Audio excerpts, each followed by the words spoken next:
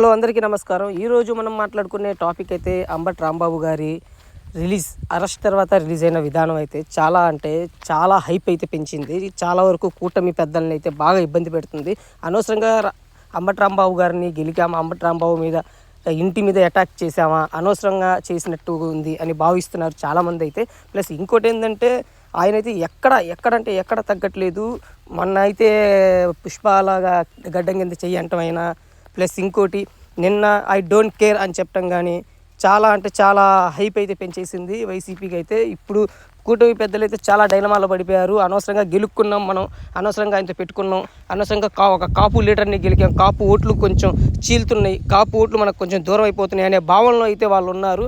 So ఆయన చేసిన తప్పే అయ్యి ఉండొచ్చు, మాట్లాడింది తప్పే అయ్యి ఉండొచ్చు. తర్వాత సారీ చెప్పిన తర్వాత కూడా వాళ్ళు కూల్ అయ్యి పెద్దగా సరే అని చెప్పి మంచితనంగా వ్యవహరిస్తే చాలా అంటే చాలా బాగుండేది. బట్ కాకపోతే ఆయన ఇంటి మీదకి వెళ్ళి ఆయన మీద వాళ్ళ కుటుంబం మీద దాడి చేసిన విధానం, అలాగే జోగి రమేష్ గారి ఇంటి మీద దాడి చేసిన విధానం అయితే చాలా అంటే చాలా పెద్ద చర్చ అయితే జరుగుతుంది ఏపీలో. సో రాజకీయ పరంగా అయితే కూటమి పెద్దలకైతే చాలా అంటే చాలా నష్టం జరిగిందని అనుకోవచ్చు. కూటమికి అయితే కొన్ని విధానాలు అయితే మార్చుకోవాలని చాలామంది ప్రజల్లో అయితే వ్యతిరేకత కనిపిస్తుంది.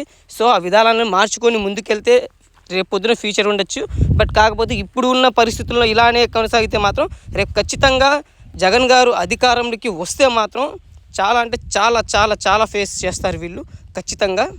అలాగే వైసీపీ కార్యకర్తలు కానీ ఇప్పుడున్న లీడర్స్ కానీ చాలా అంటే చాలా కోపంగా అయితే ఉన్నారు. జగన్ని ఖచ్చితంగా గెలిపించుకోవాలనే ఒక మంచి కోరికతో అయితే ఉన్నారు. అది గనక రేపు రిపీట్ అయ్యి జగన్ గనక గెలిస్తే మాత్రం చాలా అంటే చాలా ప్రాబ్లమ్స్ ఫేస్ చేయాల్సి వచ్చింది ఈ కూటమి ప్రభుత్వం.